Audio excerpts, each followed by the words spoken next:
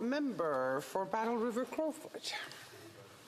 Thank you very much, Madam Speaker. And as always, it's an honor to be able to stand in this House and specifically to follow up on a question that I asked the Prime Minister, which fell under the agricultural file. But the question, my response today, I need to tell the story of a woman named Dawn, who up until recently ran a multi-generational greenhouse called Shirley's Greenhouse, named after her mom.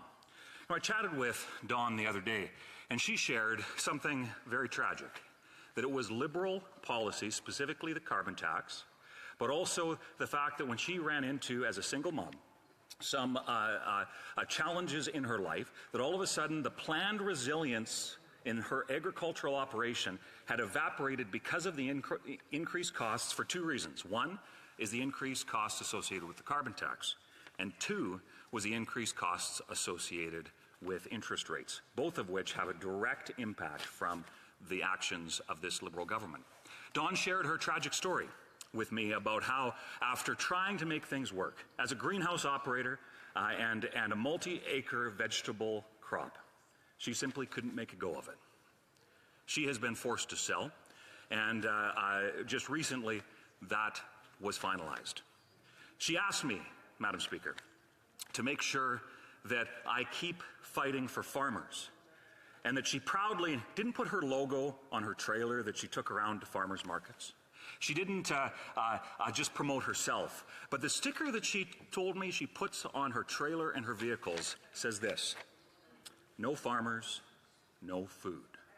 And I think, Madam Speaker, as I could hear the emotion in Dawn's voice, she explained about how the carbon tax and bad Liberal policies directly attacked her and her ability to make her operation successful, even though it was a multi-generational operation. But, Madam Speaker, what is truly tragic in this whole conversation is that in the follow-up to this conversation, she had had another conversation with another politician only a few days before. That politician was the Minister of Agriculture, who in a video Zoom call, had met with a number of farmers from across the prairies, where Dawn shared her concerns directly with him about how the carbon tax was impacting Canadians. Now, Madam Speaker, I can get passionate in debate in this place, and there's a reason for that. It's because when constituents, when Canadians like Dawn tell their stories, and even in this case, she described how just days before my conversation with her this weekend, she had told her concerns to the Minister of Agriculture directly, yet they fell on deaf ears. Shameful. Madam Speaker, farmers deserve better. And what is truly tragic is that as the Liberals are attacking farmers by their refusal to support common sense Conservative Bill C-234, their attacks on fertilizer mandates and a whole host of other things, now, get this, the debates and discussions are ongoing about how they're going to regulate cow farts. I wish I was making this up, Madam Speaker. As the Liberals attack agriculture, the reality is this: it's Canadians that pay more. As farmers are forced to cut back, close their operations, reduce their ability to produce the world-class food that we need, it is Canadians that are forced to pay the price. And we see the direct impact of that in the cost of food. So, Madam Speaker, my question is simple. Why won't these Liberals listen to farmers like Dawn? Parliamentary Secretary.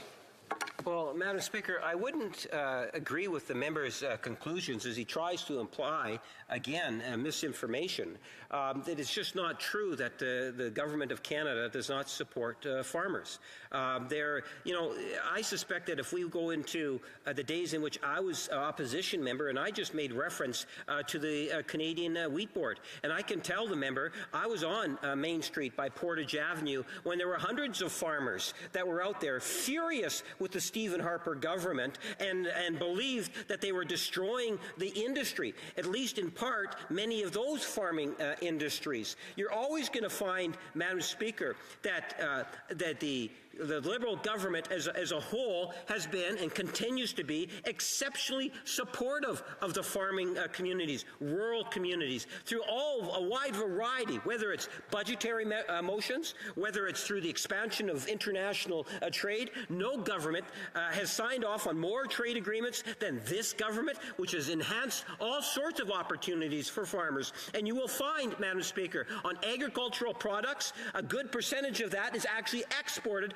outside of Canada. And a good example of that, I would suggest to the member, is the hog industry. Hog industry in the province of Manitoba is doing exceptionally well, Madam Speaker. There's certain industries within our rural communities that where we can give more attention, and the government will continue to do so. But what I find somewhat sad is that the Conservative Party of Canada is trying to utilize the farming community, as they are for Indigenous communities now, to try to win the battle of getting rid of the price on pollution, Madam Speaker. The Conservative Party needs to wake up and realize, as the world is moving towards recognizing climate change and bringing in progressive policies such as a price on pollution, that it's only the Conservative Party in Canada that seems to want to deny that sensible approach at dealing with climate change. And yes, we do have to take into consideration individuals like Dawn. So when she talks about interest rates, when she talks about the impact of carbon pricing, Madam Speaker, that we do need to listen, and where the government's into a position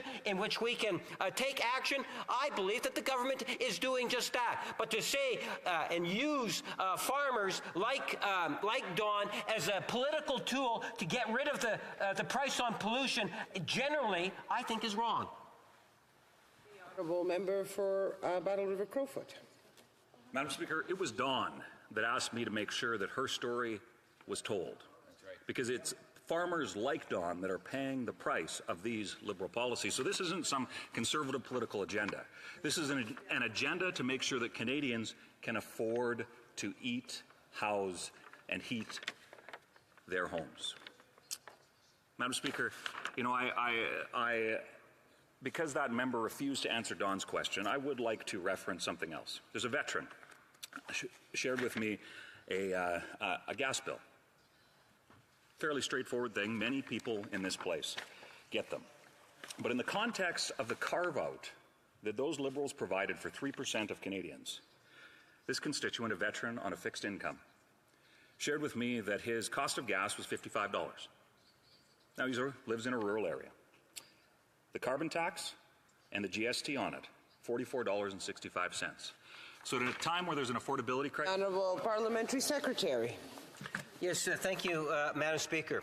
I would like the member to maybe consider coming out to Winnipeg North and then explaining to why it is that the Conservative Party, through misinformation, is trying to say to my constituents that by the Conservative Party getting rid of the price on pollution, that life is going to be more affordable, Madam Speaker. Because in reality, that's not true.